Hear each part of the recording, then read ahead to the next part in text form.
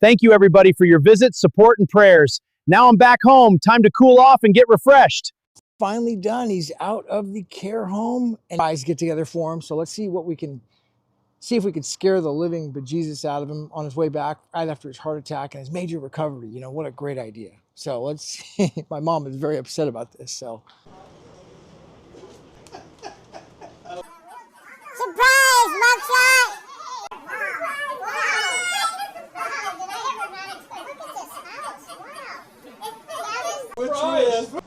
boy, for swimming right here.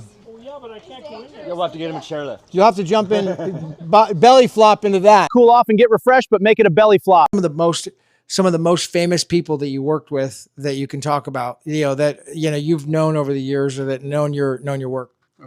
Lots of people, where do I start? Besides my old man. Well, we started there. That's right. Yeah. So, What about Willie Brown? yes, I met Willie, of course. He got elected for the first time to the California Assembly in 1964, but he came up and took office in January of 65. And I met him because my first cousin was in charge of the administrative part of the legislature, and she showed him and other newbies who had just been elected. What about the story of the Broderick boys in West Sacramento? Were you around back at that time? They're the ones that threaten to kill me every day. And they're the real Broderick boys. See, the ones you read about 10, 15 years ago, those are just choir boys. The real Broderick boys were 60 years ago. Oh. The DA in Yolo County. I was in charge of at that time, the West Sacramento office. Well, East Yolo. But where it was Broderick is where you had a concentration of all of those boys that were committing murders, assault, deadly weapons, all kinds of felonies as you're moving. I knew the family names. It wasn't just one person. It was families that were gangs.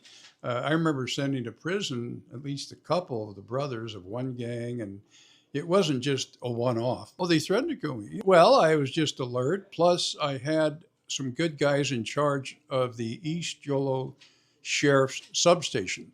See, the rest of Yolo County at that time didn't want to hear from East Yolo. They said, look, you do whatever you want over there. So essentially, the DA in charge of East Yolo and the sheriff in charge of East Yolo, they completely operated almost on their own, I'd imagine.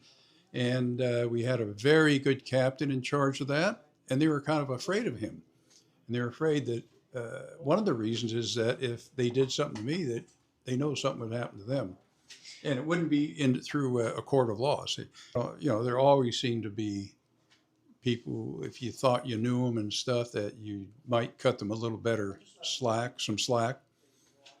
If you knew who they were. Whereas if you knew the other guys were just outright criminals and so was their whole family, you would not cut them any slack. 3 separate laws passed that, taken together, essentially, almost the law allows fraudulent voting, because you can register on the spot, you can mail out ballots to 23 million so-called people on the roll, even though only 9 million people vote, and you know that 10 to 15% of those 23 million are not there. They're either dead or they've moved. So those ballots could be harvested. See, that doesn't count the ones where you go into the nursing homes and supposedly you're so kind that you'll take the ballots. Working at a voting poll and somebody comes in to vote and they look really suspect, if you ask them for their ID, that has been made a crime in California.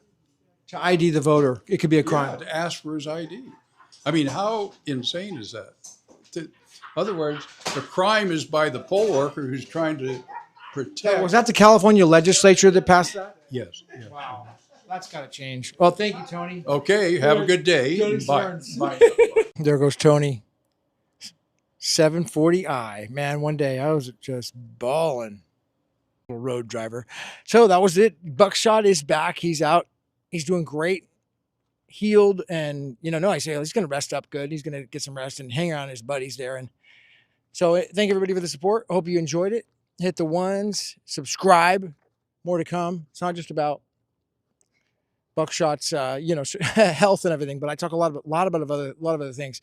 The entire Bitcoin movie that's coming out next next year in the summertime. That's going to be a big subject. And I'm going to do a Gavin Mehl mastermind as well. So I'm going to do like an inner circle for people on not only health, like elite health that I've been able to achieve, but law, and then also the Satoshi Insiders Club as well. That's all coming soon. So subscribe, hit the ones. I'll see you at the top later.